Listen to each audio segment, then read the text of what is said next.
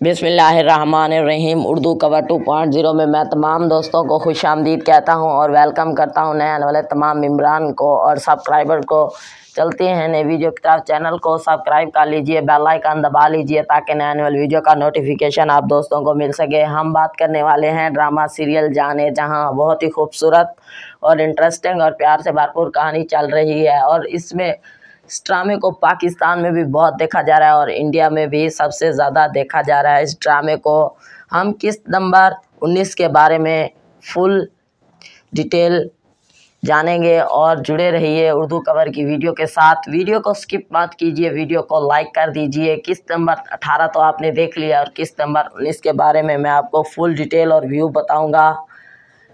चलते हैं किस्त नंबर 19 के बारे में फुल डिटेल और व्यू मैं बताने जा रहा हूं आपको, सुनते जाइए आप।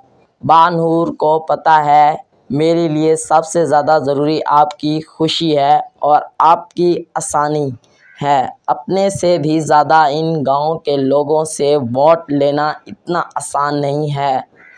अब ये मुराद शाह के नाम की माला जपता है और इसके बेटे के भी जो मुआहदे हैं आपका और मेरे वालिद साहब मुराद अली शाह के दरमियान हुए थे, इसके मुताबिक ज़मीन और आप इनको बैठ चुके हैं, इसके मालिक वो हैं। जितना अच्छा है आप लोग शहरम को समझते हैं इतना अच्छा नहीं, इसलिए तो मैं तबरेज़ का रिश्ता लेके आई थी।